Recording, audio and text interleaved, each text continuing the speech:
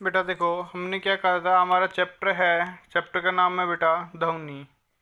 क्या कह रहा है कि हम प्रतिदिन विभिन्न स्रोत जैसे मानवों, पक्षियों, घंटियों, मशीनों, वाहनों, टेलीविजनों, रेडियो आदि हमारे कानों में श्रवण का संवेदन उत्पन्न करती हैं। जैसे मानव की आवाज़ हो गई बेटा, पक्षियों की चहचहाट की आवाज़ हो गई, घंटियाँ जो बजती हैं हमारे मंदिरों में, स्कूल में, मशीनों की आवाज़ हो गई, टेलीविज़न की होगी बेटा, रेडियो की होगी, वाहन की चलने की हो गई, उसके हॉर्न की आवाज़ हो गई। इससे क्या करते हैं, हम ध्वनि सुनते हैं। अब इसके बाद में क्या आता है तो बेटा, ध्वनि ऊर्जा का एक रूप है। ध्वनि ऊर्जा का एक रूप है। इसको हम ध्व ऊर्जा क्या होती है हमारी, इसको न तो हम उत्पन्न कर सकते हैं और न नष्ट कर सकते हैं। अर्थात ध्वनि है वो एक ऊर्जा का रूप है जो हमारे कानों में श्रवण संवेदन को उत्पन्न करती है।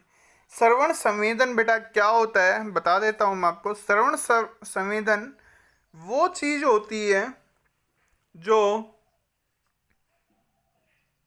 श्रवण संवेदन वो चीज़ होती है जो हमारे कानों में सुनने की शक्ति हो, अर्थात जो सुनने की संवेदना को उत्पन्न करती है।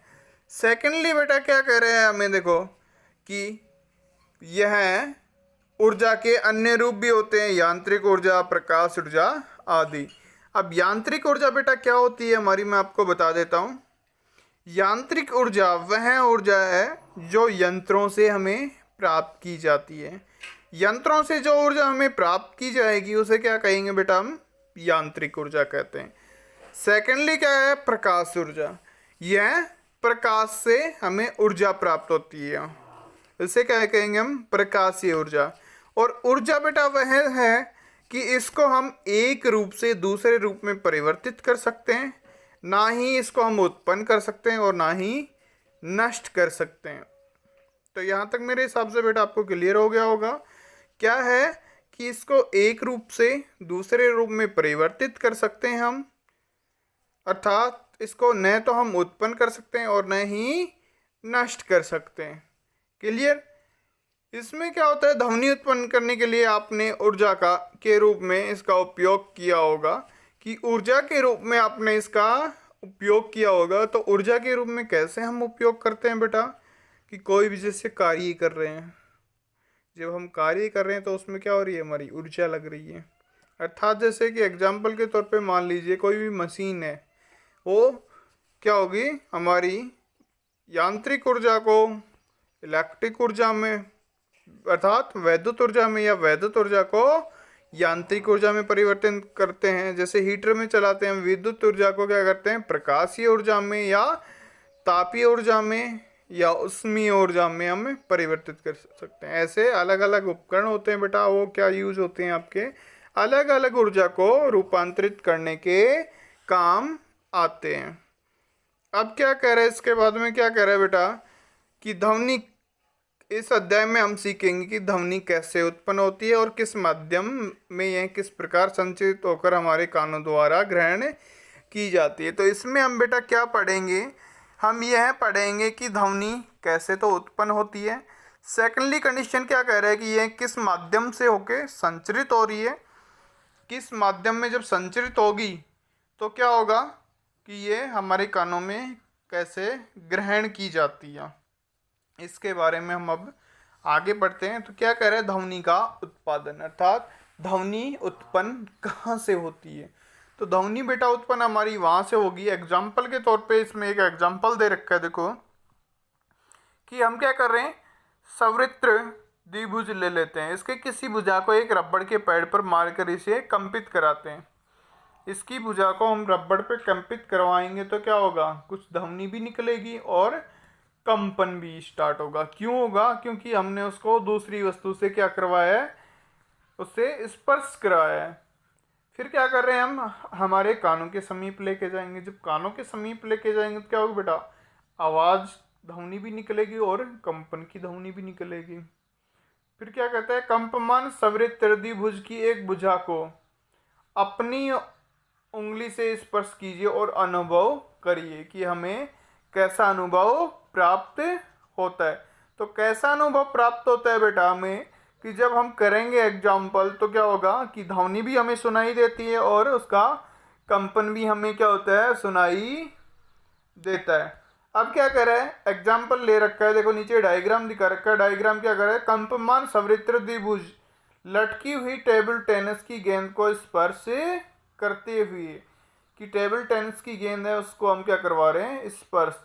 कैसे स्पर्श करवाएंगे बेटा, कि एक बॉल ले लेते हैं, एक धागा ले लेते हैं, एक सुई ले लेते हैं और एक सवृत्त द्विभुज ले लेते हैं।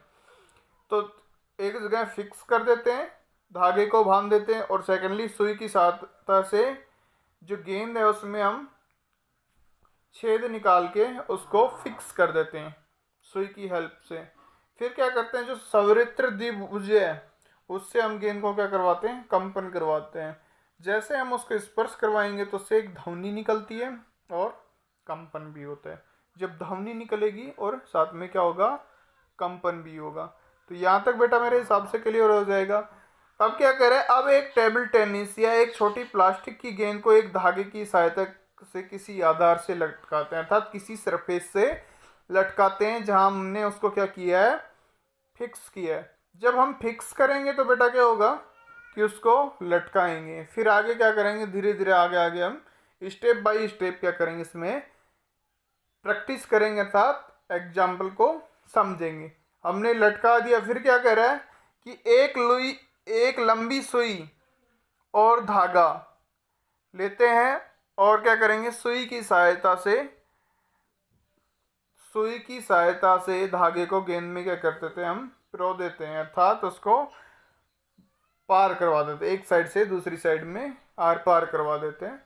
फिर क्या कह रहा है कि पहले कंपन न करते हुए सवृत्त द्विभुज की एक भुजा से गेंद को क्या करते हैं, हम स्पर्श कराते हैं। स्पर्श कराएंगे तो क्या होगा बेटा, वो उसका फोर्स उसके ऊपर लगेगा, फोर्स लगेगा तो क्या होगा, उससे ध्वनि होगी और वो क्या करेगा, कंपन करने लग जाएगा। जब ध्वनि हो जाएगी, कंपन करने लग जाएगा तो क्या होगा कि ये क्या करेंगे, हम इस प्रकार से एग्जाम्पल करेंगे।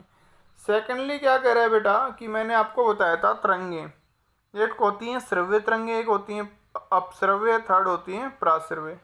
श्रव्य क्या होती है बेटा, जो मनुष्य आसानी से सुन सके।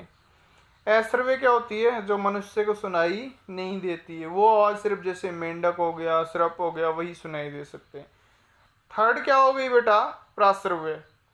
प्राश्रव्य में क्या होता है बेसिकली हमारे, कि ये हमारे कानों द्वारा सुन नहीं सकते, क्योंकि जो इनकी ध्वनि होती है वो बहुत ही हाई होती है। अगर हम सुनेंगे तो क्या होगा कि हमारे बहरे होने के भी चांसेस हो जाते हैं, अर्थात कानों के पर्दे फटने के चांसेस हो जाते हैं, क्योंकि इनकी आवृत्ति 20,000 हर्ट्ज से अबव की होती है। इनका प्रयोग कहाँ करते हैं, सोनोग्राफी में करते हैं बेटा, कारखानों की कालिक हटाने में, बड़ी बड़ी मशीनों के कलपुर्जों की सफाई करने में इसका प्रयोग करते हैं। कल बेटा हम करवाएंगे इसका आगे नेक्स्ट। तो यहाँ तक के लिए बेटा थैंक यू।